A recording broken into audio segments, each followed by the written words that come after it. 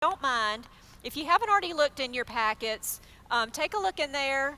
And if you have one of these beautiful colored wristbands, if you don't mind putting that on, these were made by my daughter Annabelle, so thank you, Annabelle. Put that on, and if you don't mind, stand up.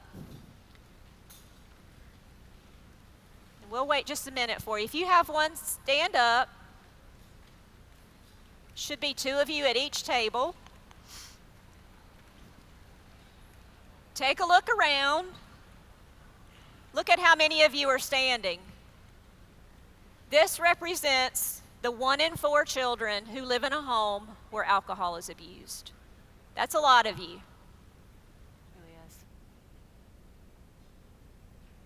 Second thing we want you to know when you leave today is 1 in 8 children live in a home where drugs are abused. So y'all can sit down, but I'm going to make you stand up again in just a second. 1 in 8 live in a home where drugs are abused. And to give that some perspective, if you don't mind, sorry, Amanda, this is your... Oh, well, you can go to the next slide. I can talk about it. I'm stealing Amanda's line here. Amanda's going to tell you about it. Yeah, exactly. No. So that is a staggering statistic, of course. At each of your tables, you have a postcard that's a child who is currently being served today at Serenity Village. So their family is being served, and they've created a special placemat for you to take home as a thank you for your work that you're doing here today and supporting them in their recovery. It is really astounding to know that 1 in 8 children are in homes where other drugs are abused. So if those of you that are sitting at Michael Henry's tables, so it should be kind of in the middle of the back, we're going to show you the postcard of Michael Henry. He's age 3, and he created this amazing placemat for you. But those of you sitting at his tables, if y'all would stand.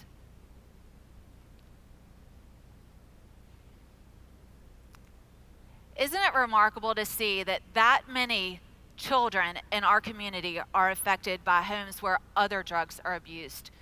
Thank you so much. Y'all can sit down. In fact, the family effect support of the Phoenix Center programs touch over 3,000 children every year. 3,000 in our community. With the pandemic and with the opioid crisis, that number is rising every year. So that's why it's so important today for you all to be here supporting all of the programs of the Phoenix Center, and for you to give and volunteer throughout the rest of the year. And we're thankful for y'all this morning. So really the second thing that we'd like y'all to remember is what you can do to help. You are here because you care. You're here because you know when a community comes together to heal a family, we all get better. So you've heard the phrase circle up, right? We do it all the time in T-building activities. We do it in sports. But have you ever really thought about the significance of the circle? Why do we circle up instead of squaring up? Well, circles represent safety. There's no beginning or end to a circle. Anything we say or do in a circle stays in the circle until we're ready to break and get out and implement our plan, right? When we're in that circle, we talk about what's working and what's not working. And most importantly, maybe, we talk about what we're going to do to make things better and how we're going to advance our mission. Everybody in the circle has a part to play. Well, that's exactly how we heal children and families too. We circle up around what matters most to us, and that's our children and families.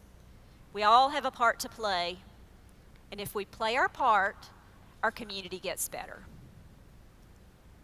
You are here today, and you are now part of that circle. Together, we are one big circle, a circle of friends. We will protect what matters most to us, and that's the children in our community.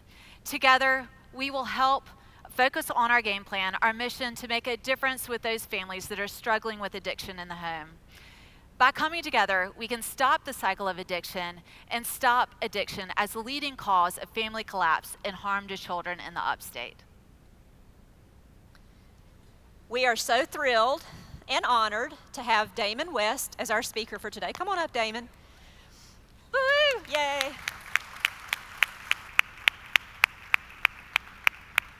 I guess you saw me like getting all antsy. We I was saw ready you. to go. Damon's ready. Yeah. Now, if you haven't read Damon's book, I have, but if you haven't, you need to get his book.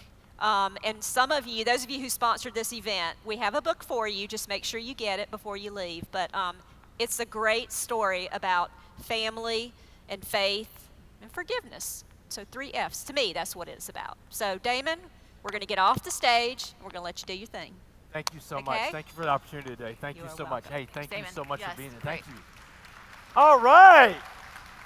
It is so good to be home in South Carolina. And I say home, you'll know that my southern accent sounds a little different than yours. I live in Texas. I'm from Texas, born and raised.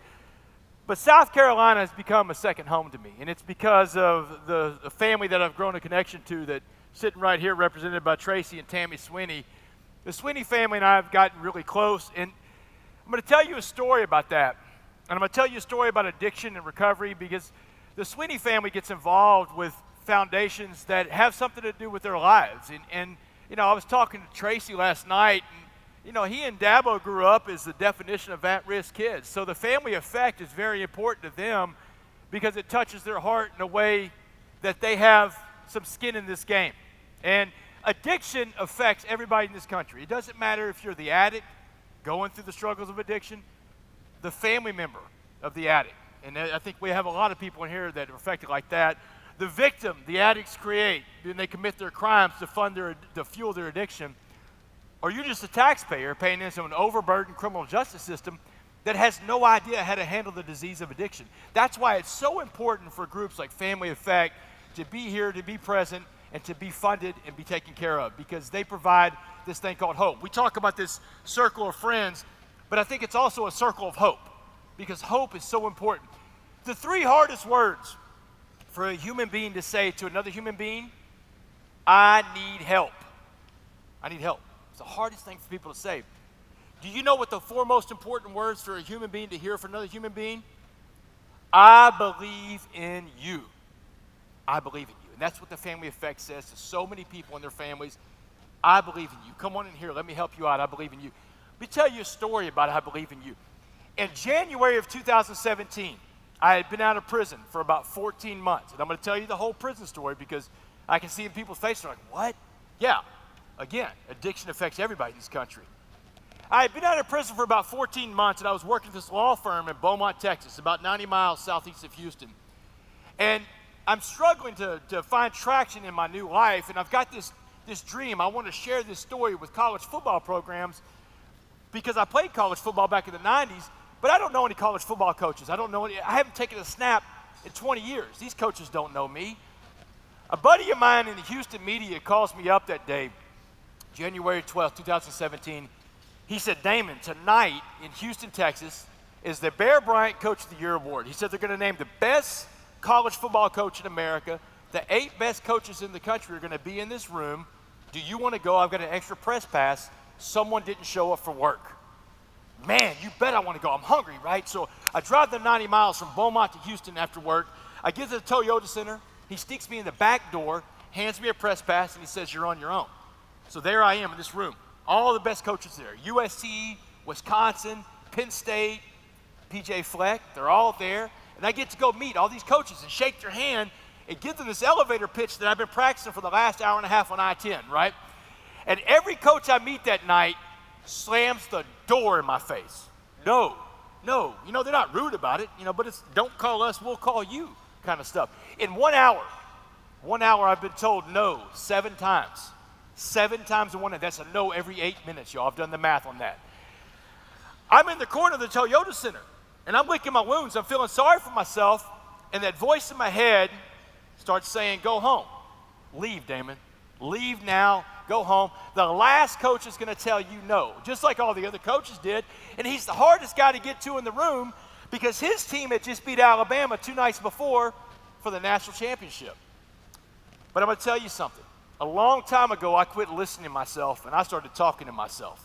Because listening to yourself can get you in trouble because that voice in your head can tell you things that aren't true because that's where fear can reside. So I'm pumping myself up. I'm like, no, you're not leaving. That last coach is going to tell you no to your face, and you survived prison. You survived way worse than this. That no is going to be okay. Then after you get that last no, then you can go home. So I stalked Dabo Swinney around that room that night. And I'm telling you, I must have looked like a crazy person. I hide behind fake plants. Every conversation Dabo's in, I'm in there. And I know he sees me, right? So I finally pounced on Dabo, man. He can't go anywhere. I got him for about a minute. And Dabo will retell you the story. I'm like talking 90 miles an hour for about a minute. And man, I finally come up for air. I take a breath. He's like, dude, you got a card on you? And his body language, he can't wait to get away from me. He's like, you got a card on you? So I gave him my card. He told me, I'll check you out. I'll be in touch. And he burns off. Can't get away from me fast enough, right? It's a no. Feels like a no. Looks like a no. But I felt okay about that last no. You know why? Because I left it all on the field. And that's what we tell people in life. Give it your best effort. Try everything you can. You don't have to win all your fights, but you got to fight all your fights, right? So I went home and slept like a baby that night. I forgot all about that night until 4 months later, the director of football operations at Clemson University, a guy named Mike Dooley, sends me an email. He says, Damon, Coach Swinney met you at an awards show in Houston, and he'd love to have you come talk to the team. Do you have August 1st open? Dude, I got every first open. Man, I got nothing going on in my life this time. No, really, I got nothing going on.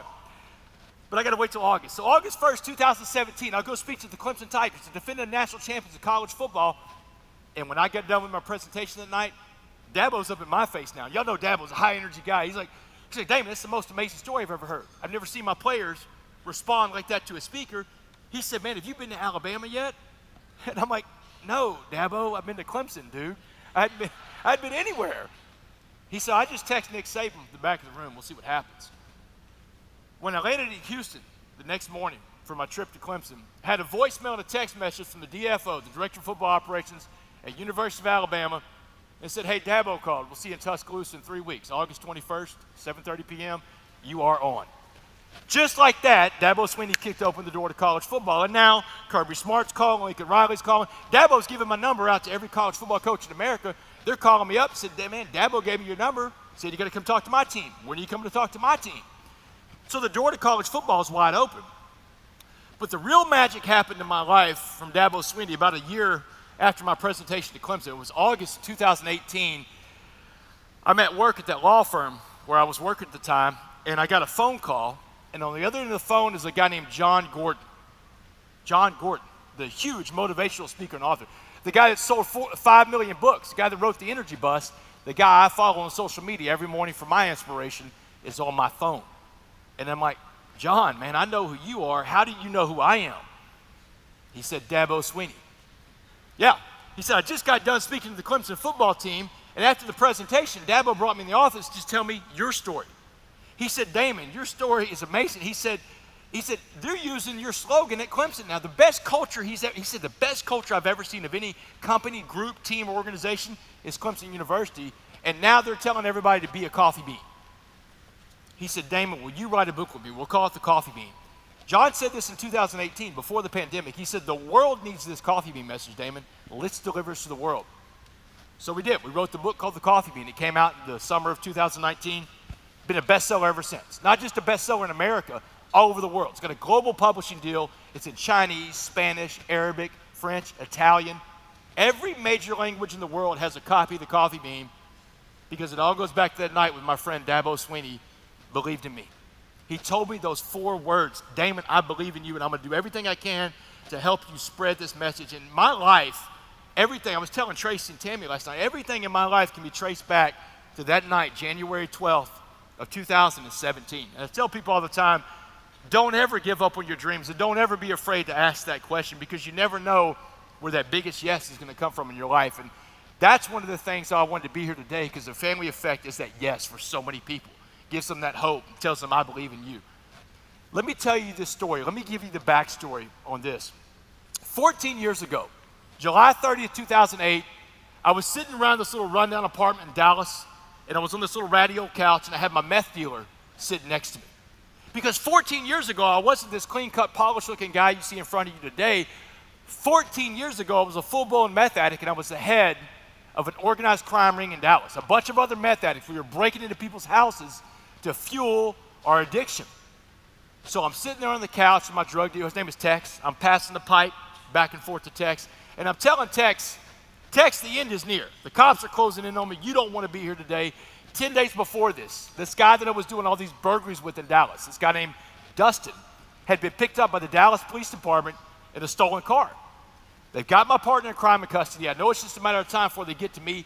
And just as I pass the pipe back to Tex, the window on the right blows out and shatters.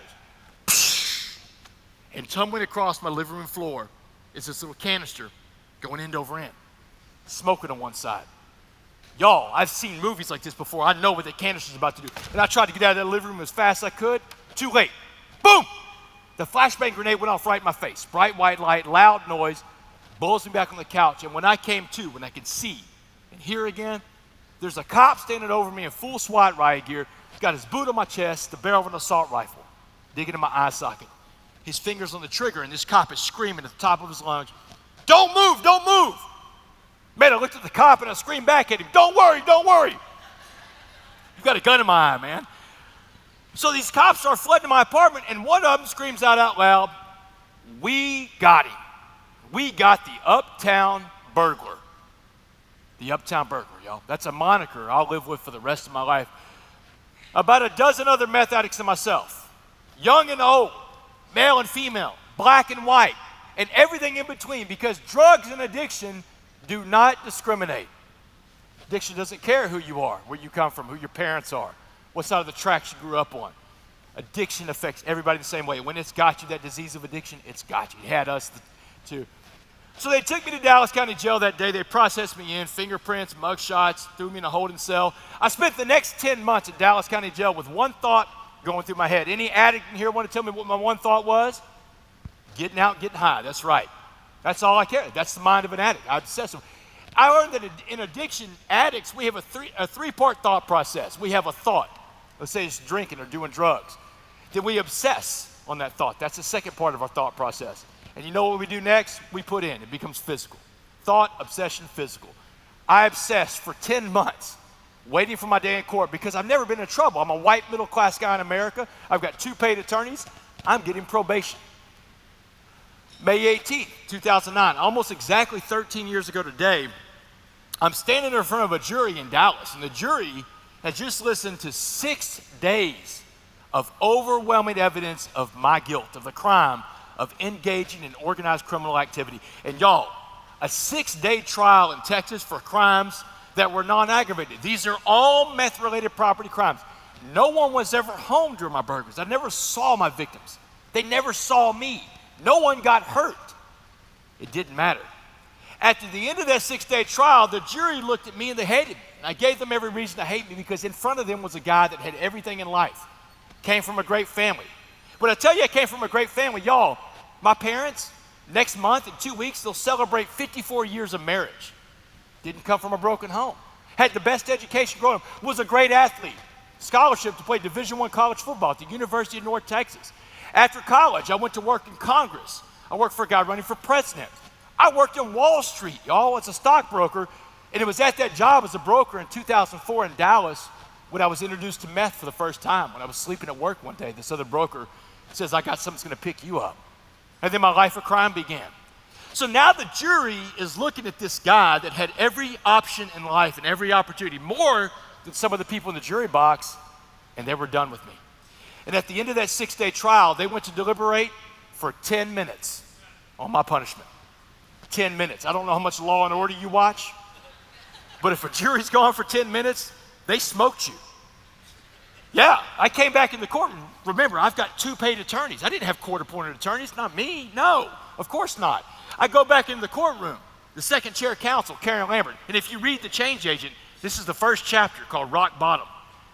I'm walking back in the courtroom. I'm terrified because 10 minutes is not a long time. It's a bad sign. And my second chair counsel, Karen Lambert, she said, "Brace yourself. Get ready. It's going to be bad." I'm like, "How bad, Karen?" She said, "While you were gone for that brief 10 minutes, the jury sent a note into the judge from the jury room. They wanted to know if they could give you life without parole." Life without parole is a capital punishment. These aren't capital crimes. No one got hurt or killed. She said, "Doesn't matter, get ready." And when the judge called the court back into session, bam, bam, bam, he said, "Damon Joseph West, you are hereby sentenced to 65 years in the Texas Department of Criminal Justice. 65 years is a life sentence in the state of Texas, y'all. Obviously, I didn't do the entire life sentence because I'm standing in front of you today in 2022. I did 7 years and 3 months in a maximum security penitentiary in Beaumont, Texas called the Mark Stiles Unit. And Stiles is one of the toughest prisons in America, y'all. And I can tell you a lot about tough prisons in America. Not only did I serve time in Stiles, but since I got out of prison 6 years ago, I went back to school and got a master's in criminal justice. And today I'm a professor at the University of Houston. I teach a class called Prisons in America. How about that for flipping the script a little bit, right? So I was doing time at Stiles. It was 2015 when this happened. At this point, I'd become a model inmate. I'd become a coffee bean. And I was working in the chapel one day as a chapel clerk, and the chaplain came in. He was real excited. He said, Wes, he said, security's looking for you. Everybody's trying to find you right now. They're calling your name on the radios. He said, the parole board is here to see you. Now look, y'all, I know I'm up for parole, but anybody ever seen that movie Shawshank where Red says hope is a dangerous thing? Hope can be if you don't put your hope in the right stuff, right? So I try not to get my hopes up about parole. I know I'm up for parole, but I don't think I'm gonna make parole. I think I'll probably do about 10 years, maybe 15, like everybody else that gets life before I go home. But I went down to the parole office anyway. I had a smile on my face, and I'm standing there waiting for the lady. Coffee bean smile. We smile everywhere we go. So I'm smiling in front of the lady from parole, and she says, sit down, Mr. West. So I sat down. She's got my criminal file open in front of her. This thing's about this thick, y'all. She's flipping through the pages of it. It's everything from my trial, from the transcripts. For about 20 seconds, she has the file open. She closes the file up, pushes it away. She said, Mr. West, I came here today to ask you one question for your parole hearing. One question test, y'all. She said, the answer to my question is not in the file about the guy I'm reading about that committed those crimes. She said, we don't see a lot of people come through state prison like you, Mr. West. She said, you had everything going for in your life, every advantage, every privilege, and every opportunity. She said, you are the definition of a privileged person. But you blew through all of that. You became a drug addict, a criminal, and a thief, and a jury, and Dallas gave you life in prison for the things you did. She said, but instead of letting that life sentence define you, she said, you changed yourself inside this prison. She said, there can be no doubt that you changed yourself. She said, but more importantly, what got our attention is you changed this prison around you. One man changed an entire prison. She said, so my question for you today is this. She said, if you could be remembered for being anything in life, anything at all, she said, I want you to tell me what that would be in just one word, go. Oh, man, I breathed out and relaxed. That's an easy question for a coffee bean. I fired her answer back at her real quick with a smile on my face, and I said, ma'am, useful. I just want to be useful, and I can be useful in this prison, or I can be useful in that free world finding more coffee beans. November 16th, 2015, I walked out of a Texas maximum security prison, not necessarily a free man, because look, I'm on parole. Get this, y'all. I'm on parole to the year 2073. I got a little time left till supervised release. I'm the only motivational speaker in America you know is not doing drugs, because I get tested every month for it. So I tell people that all the time. I'm the most sober person you know on the speaking circuit that you know. A lot of those guys are sober. I'm just playing with you. But I don't worry about going back to prison, y'all. I'm not worried about parole because today I'm a coffee bean, and today I am armed with a program of recovery. Every addict must have a program of recovery. Let me tell you the story of the coffee bean. Let me tell you the story of my recovery journey. In Dallas County Jail, after I was sentenced to life in prison, there was a man I ran into in there, this older black man named Mr. Jackson, and he shares with me the story of the coffee bean one day to tell me what prison's gonna be like. He told me to imagine prison as a pot of boiling water. And he said, anything we put to the pot of boiling water is gonna be changed by the heat and the pressure inside the pot. He said, I'm gonna put three things in the pot of boiling water and watch how they change. A carrot, an egg, and a coffee bean. So he walks me through it. The summer of 2009 in Dallas County Jail, he said, if I put a carrot in the pot of boiling water we call prison, he said, what happens to the carrot? I said, Mr. Jackson, the carrot's gonna turn soft. And he said, that's right. The carrot went into the water hard, but the water beat the carrot down. Became soft and mushy and weak. He said, what happened to the egg in the pot of boiling water we call prison? And I said, well, Mr. Jackson, the egg is gonna turn hard, man, like a hard-boiled egg. He said, that's right, Wes. He said, the egg has a shell that protects it physically. But inside the shell, that soft, liquid core, the egg's heart became hardened. And he said, if your heart becomes hardened, you're incapable of giving or receiving love. But he asked me, he said, what about the coffee bean? And I didn't know the answer to the question. And that's when he shared with me one of the most important and transformational messages I've ever received in my life. Because he said the coffee bean, the smallest of the three things, goes into the pot of boiling water and changes the water to coffee. He said it was the only thing that changes the water. Everything else is changed by the water. The carrots are changed by the water. The eggs are changed by the water. He said, but the coffee bean will change the water. And he said, everybody in life, we all put out energy, negative or positive energy. He said, whatever kind of energy you put out, you attract back, the law of attraction. He's telling me you want to walk around looking all negative, you'll attract negative people. But if you walk around positive, you'll change the energy around you to positive. He said you either infect the rooms you go into with your negative energy, or you affect the room with positive energy. Are you going to infect, or are you going to affect the rooms you go into? And the last thing Mr. Jackson ever said to me in Dallas County Jail before I got shipped off to prison, he said, Wes, go out there and go be a coffee bean. Be a coffee bean. 4 words. This became my mantra as I went through the biggest pot of warm water there is. Most people's biggest fear in life is to go to prison. That's what people tell me. Man, that's my biggest fear, to ever go to prison. And there's a reason why, because prison is a very difficult place. By design, it is a punishment. It's the hardest thing I've ever been through in my life. The most dangerous thing I've ever been through too. But when I got into prison, and I got past the first 2 brutal months of having to fight all the time to earn my right to exist, I got a chance to work on myself and become a coffee bean in there. And we tell you there's some rules about being a coffee bean, but I didn't fully understand how to be a coffee bean until I got into a program of recovery. I remember it was July of 2011. I was laying in my bunk, and my cellmate was a cocaine dealer in prison. And you can get all the drugs you want inside of a prison. You know, they say you can do everything but drive a car while you're in prison. It's true. You can get anything you want in prison. So I'm laying in my bunk. I've been sober since the SWAT team came to get me. I've been sober. I hadn't been in recovery, but I've been sober. I'm laying there in my bunk. I'm reading my Bible, y'all. My Bible. I got my Bible open. My cellmate, he's bouncing around the cell because he's a cocaine addict and he sells cocaine. And I'm looking at his tray of cocaine on the table, and I'm thinking to myself, man, I used to love doing cocaine. I bet I could do some of his cocaine. And then I'm like, man, where did that thought come from? I'm serving life in prison. I've devastated my family at this point. That's when I knew I was going to need more than that Bible that I was reading, y'all. And that's what a program recovery does. It gives us the tools we need to live a life in recovery with our addiction, because addicts will never get well. We can get better, but we'll never get well. We're never going to be cured of this stuff.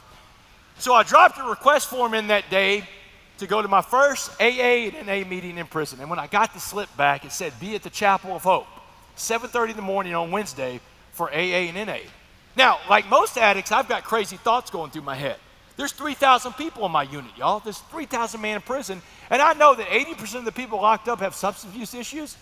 So I start doing the math. I'm like, man, that's going to be 2,400 people at this AA meeting, man. It's going to be massive. We can't do this in the chapel. It's small. We're going to have to go to one of the rec yards. They're probably going to bring in some guards from another prison because it's going to be like a Rolling Stones concert. This is going to be a great, massive meeting, right? Man, when I got to the Chapel of Hope Wednesday morning at 7:30, I walked into this room in the chapel. There were 50 men, 50 out of 2,400 that needed to be there, and I knew that I found my home. I found the answers I needed in a program of recovery, y'all, because I walked into a room with other addicts who were struggling to become a better version of themselves through recovery. And that's where I started getting these answers. I learned about the 4 things you control in life in this recovery meeting. At the beginning of these meetings, we always say this beautiful prayer called the Serenity Prayer. Anybody ever heard the Serenity Prayer? Room full of recovery, right? Has anybody heard the Serenity Prayer? Of course you have. God, grant me the serenity to accept the things I cannot change, the courage to change the things I can, and the wisdom to know the difference. So I walk into one of the meetings one morning when I first started going to AA. And by the way, I don't speak for AA. I want the AA people in here to know that I'm not up here trying to represent AA. That's my program recovery that I belong to. So I walk in the chapel. The guy that brings the meeting in for the free world, we'll call him Ray to protect his anonymity. And he's got a chalkboard behind him. He said, Damon, today we're going to diagram that serenity prayer. So he draws a line from one side of the chalkboard to the other. And he said, that line, Damon, represents God's line. He said the first part of the prayer. God, grant me the serenity to accept the things I cannot change. He said the things you cannot change are on God's line. And every time you try to touch something on God's line, you hurt yourself and you hurt other people because you're not God and God doesn't need your help doing his job. Then he went and erased a little inch out of God's line, and he held his fingers up an inch apart for the whole room to see.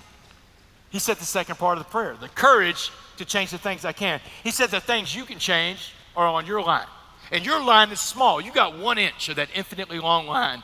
He said, and on your little 1 inch line, that line is called humility. Because he said humility is being right-sized. And when we are right-sized, we can be useful to other people again. Because isn't that the dream of every addict and every person out there, just to be useful? We want to be useful. We want to be able to be used in a good way. He said, and on your little 1 inch humble line are the 4 things that you control in life. The 4 things God gives you to work on every day. He said there's only 4. He said the 4 things you control are on your line. You control what you think, what you say, what you feel, and most importantly, everybody's going to see what you do, your actions. What you think, what you say, what you feel, and what you do. He said if it's not one of those 4 things, you don't have any control over that. He said the last part of the prayer was the most important for us addicts, maybe for everybody, is the wisdom to know the difference between the big line and the little line. Do you know how many times a day, today, I still tell myself, that's not on my line. That's not on my line. I have to stay off of God's line and stay on my line where I can be useful to other people and I don't get myself into trouble trying to play God's role. That's one of the things that Program Recovery gave me. You know, whenever I got out of prison, I learned about this stuff called servant leadership. Servant leadership, something I learned from my buddy Dabo, who's become a mentor in my life about being a servant leader. When I was first out of prison, I was working my Program Recovery with my sponsor. First couple of months I was out, I couldn't find a school that would even let me in because I just got out of prison. No one's gonna let me in. He comes up to me one day, he says, Damon, you're about to go back to prison. That got my attention. What do you mean I'm going back to prison? He said, because you're inside yourself, you're living in self. You gotta get outside yourself. And I'm like, well, Ray, what am I going to do? Because Ray, the same guy that brought the meeting in the free world, he's my sponsor now. And so I'm like, Ray, what am I going to do, man? No one wants me. I can't go anywhere because I'm a felon. He said, that's not true. He said, you need to find a service work project. You need to help other people or you're going back. He said, go to a senior citizen center, any of them around here, go to the front desk and ask for a list of people that never get visits. He said, they're going to give you a list a mile long from people that have been forgotten. He said, go spend your weekends visiting people that hadn't had a visitor in 10 years. You've been in prison. You know what it's like to be lonely. He said, that'll change your worldview. And I did it, y'all. I started doing it every weekend because I got myself into serving other people. That's one of the main tenets in a Program Recovery is service to others. And that's what the Family Effect does. They serve other people. You know, another time in my life when the Program Recovery came in so much handy for me, I'd been out of prison for about a year. It was a Christmas party I was at. December of 2016, and I'm with my buddy and his wife, and my buddy's wife is drinking a glass of wine. And man, her glass of wine smells good. And I'm thinking to myself, man, I bet that glass of wine would taste good too. There I am again with that thought, right? So I'm like, man, look, y'all, I'm on parole, man. I'm freaked out by this thought. Now this is different than being in prison with it. Now I'm out here and I can actually do it if I want to. So I tell my friend and his wife I gotta go. And I go back out to my car. I'm shaking. I can't even drive. I call my sponsor up, Ray. I call Ray up and I said, Ray, listen, man, this unbelievable, terrible thing just happened to me. And I told him what had happened. He started laughing at me. I said, what are you laughing at, man? This is serious. He said, Damon, you're an addict. You're going to have these thoughts for the rest of your life. He said, our brains like to repeat success. We have this thing called euphoric recall. He said, your brain has forgotten how bad things were. Your brain's forgotten how bad prison was and is thinking about the drugs again and the alcohol. And he said, you're going to have these thoughts for the rest of your life, but you have a Program Recovery. So congratulations, you just used your first tool, which is to call someone in the program. Ray told me before he became my sponsor, he said, I'll be your sponsor if you promise me you'll go to any lengths to stay sober, and if you ever have a thought, you'll call me. So I had a thought, I called him up. He said, congratulations, you used your first tool. He said, let's use your second tool, playing the tape out all the way to the end. He said, I want you to imagine you're back in that party right now, and I want you to have that glass of wine. He said, are you drinking it? I'm like, all right, I'm drinking the wine. He said, now that you're drinking the wine, I want you to drink what you really like to drink in the free world. What was your drink? I said, bourbon. I love bourbon. I was a bourbon guy, y'all. I love my bourbon. He said, good, drink your bourbon. He said, now that you're drinking your bourbon, what drugs do you want to be doing? Because you were into drugs too. I said, well, if I'm drinking bourbon, I got to be doing cocaine because cocaine and bourbon go together so well. You got to remember, this is two addicts talking to each other, so it sounds normal, but it's not a normal conversation. But he said, that's right. He said, cocaine and bourbon go together great. He said, but I remember your story. Your story wasn't about cocaine. What was that drug that really did you in? I was like, meth. He said, that's right. He said, really what the wine was telling you is that you wanted to be doing meth the whole time. So smoke your meth. He said, now that you're smoking the meth, how's parole going? I said, man, God, I forgot all about parole. He said, that's what we do in our addiction. We don't care about our families, our kids, our freedoms. We just give all that away because you can't steal from an addict, he said. You can't steal something from an addict. Addicts, we give it away. So he said, now that you violated your parole, what's your punishment? I said, well, I'm going back to prison for the rest of my life. That's what they told me. If I violate, I'll go back and finish my 65-year sentence. He said, so where are you now? I said, I'm on that prison bus. I'm being shipped back to prison. I've just destroyed my family and my life again. He said, yeah, you have. He said, now when you get back to prison, because he's been to prison before, he said, I remember those bus rides. You're going to be hungry at the end of that ride. He said, what was the worst meal they ever served in prison? And man, I could fire that off without hesitation. Pork noodle casserole. I don't even know what's in pork noodle casserole. And the prison people don't even know it's just slop, y'all. He said, now, go down in that chow hall, get you a big bowl of that pork noodle casserole, and wash it down with that glass of wine. Because that's where that glass of wine is going to take you, back to that chow hall. Man, he said, you got it? I said, yeah, I think I got it now. Y'all, the program of recovery has been given to me by other people who were struggling in their life, and they picked up this program, and other groups like the Family Effect helped them out. That's why it's so important for me to be here today to talk to y'all about this important group today, and why it's so important for us to support them in every way we can. Whether it's financially today or volunteer hours, whatever you can do, dig deep in your hearts of being a servant leader to help out the Family Effect, because what they're doing is so important, especially right now after the pandemic. The world is a pot of boiling water. So I'm going to leave you with this call to action. The world is a pot of boiling water, and you got three choices how you're going to respond to your pot. You can be like the carrot that turns soft and sad and weak, and you know what? You're going to be the carrot some days. That's being sad. Everybody gets to be sad in life. That's a natural human emotion. I was the carrot last week. They canceled one of my flights. Man, you should have seen me. I was like, oh my God. I was the carrot immediately. Then there's going to be those days that beat you down and make you hard and mad and mean and angry, and everybody irritates you. Those are the egg days, and guess what? You're going to be the egg too. Everybody's going to be the egg. That's a natural human emotion. Incidentally, in that airport, after I was the carrot, I became an egg fast when my plane got. You can be all of them one day. You can. But you've got a third choice. We all get a third choice to be like that coffee bean. Do you know what a coffee bean does on a carrot day or egg day?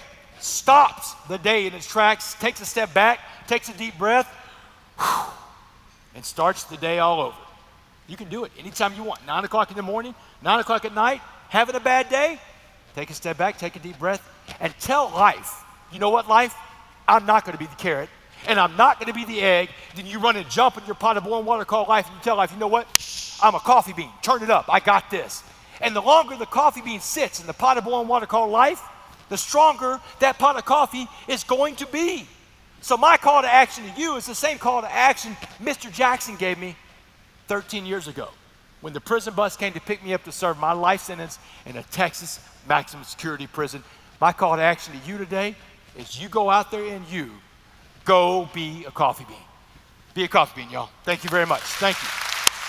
Thank you. Thank you. Thank you. Thank you. Amazing. Thank you. That Thank was you. so great. Oh, thank you so much. I Thank loved you. it. What do y'all got? What are y'all doing? We have something special for you, Oh, wow.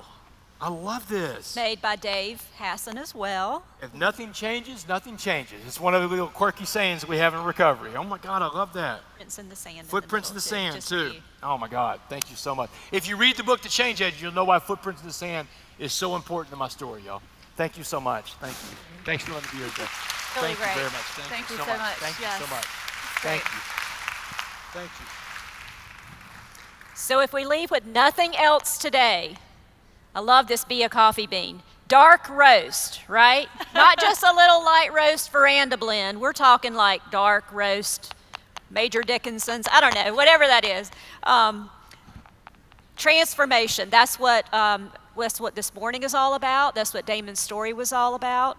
And we're going to tell you about another transformation story in just a minute. Yes, for those of you who didn't get your book from Damon this morning and were sponsors of this event, please pick up your signed book and read every page of it, because as you can tell, it's really transformational and very inspirational. And though Damon didn't get his help from the Phoenix Center or any of the programs that are supported by the Family Effect, kids just like him are getting help every day. Your support helps those children, helps those families through the transformation of recovery, and really changes those lives. So when you support us, you have the opportunity to save a child just like Damon. Thanks, Amanda.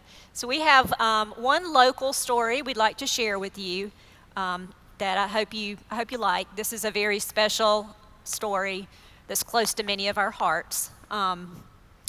So we'd like to introduce you to Nehemiah, a handsome and smart 5-year-old boy. By the time Nehemiah came to Serenity Place, he had experienced a lifetime of pain. He did everything he could to protect what mattered most to him. He built a wall around himself. It was high and deep. It had hard right angles with barbed wire at the top.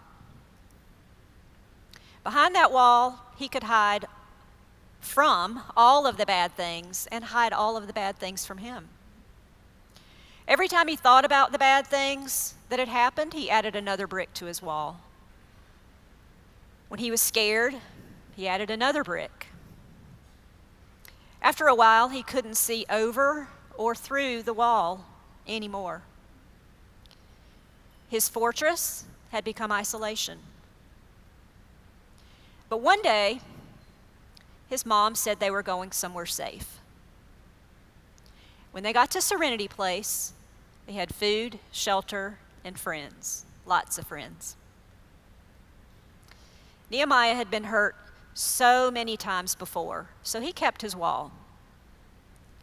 But slowly, the staff at Serenity Place earned his trust. And finally, one day, instead of focusing on all of the bad things that had happened to him, he imagined what life would be like if his mom wasn't sick. He went to school. He made friends. He flew higher and higher and higher on the swings. And he got a big hug when he fell off the swing and scraped his knee. And he heard over and over again that he was a great kid, because he was a great kid. He finally felt safe. And with confidence, he started to take that wall apart. Not all the way, just enough to see over and through it. He invited his friends to walk through the gate. The edges of that wall smoothed out. It was now a circle of friends. Nehemiah and his mom came into Serenity Place together, and they graduated together.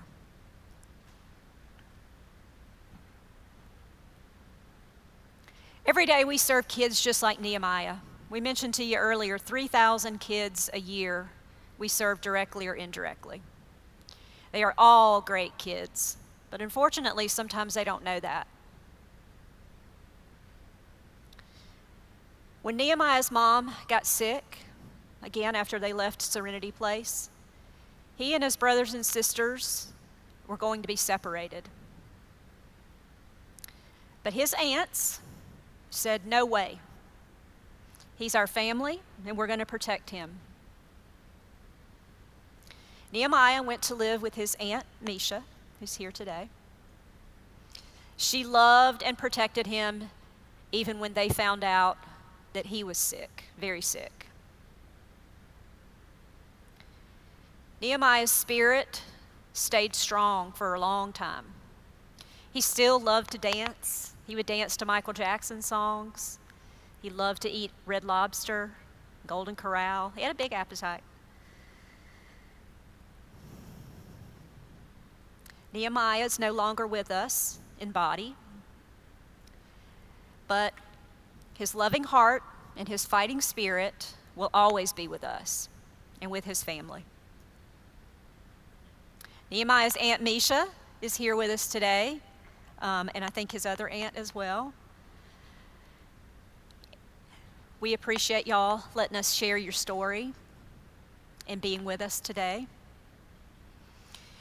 Today we'd like to announce a new level of giving called Nehemiah's Circle of Friends, and that's in honor of Nehemiah and his family, who meant so much to so many of us.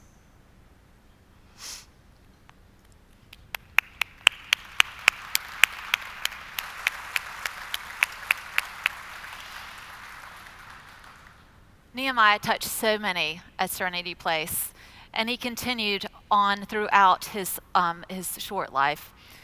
We're so thankful that today we get to just let everyone know what a special child he was and how many special children we have at Serenity Village.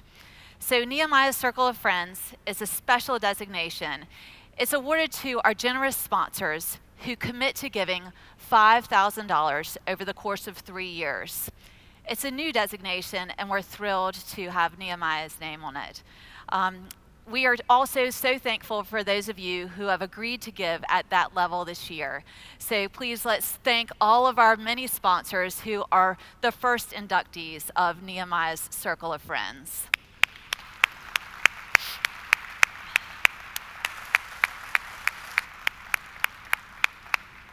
Thanks to all of you. As we said at the beginning, this room is full of circles, and together we make one big circle. We can come together, make a plan, and protect what matters most to us. That's our children and our families. Please take a look at the pledge card that you have on your table or in your packet. And if you'll please fill it out with your contact information, that will allow us to reach back out to you after the event and get feedback, and also to make you aware of volunteer and in-kind opportunities if you're interested in that. And if you've been moved by the stories that you've heard today, we also ask you to consider making a donation. Whatever donation works for you. Any amount will help us. We use donations for lots of different things: birthday parties for the kids while they're in our care, dental care, housing applications, extra time in treatment if insurance is exhausted and won't pay anymore. All different kinds of things that we do with your contributions, and we're so thankful for that. If you can't give monetarily, please know that you can volunteer. It's super helpful and very rewarding to volunteer with the children, and also ask others to help support us. Please follow us on social media so you can see the great work that you're doing every day. You can see how your support is affecting the children in our community. Once you've completed your pledge cards, please give it to your table host, or you can give it to one of the volunteers as you're exiting the ballroom. Thank you so much for your amazing support this morning, for your attention, for being here, for caring so much for the children in our community, and for those families who need our support. Our staff, our clients, and our board, thank you so much, and ask you to continue your support, and thank you for your support of all of the great work of the Phoenix Center and the Family Effect. Now don't leave yet. We have one tiny thing for you that we want to show you before you leave. We thought what would be really cool to maybe show you what it might feel like to our kids when they go through this transformation while they're in our care and become confident kids. It's also how I feel when I know that my work is making a difference. And maybe it's how you feel when you know that whatever it is that you're doing, your service work, how it feels when you see that that makes a difference. So just a really quick clip for you.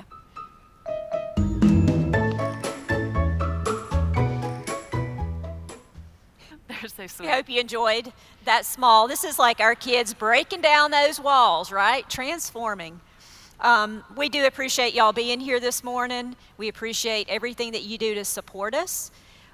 If you were a sponsor of this event, please know that we have a book for you that Damon has already signed, and it will take care of you right outside the ballroom there.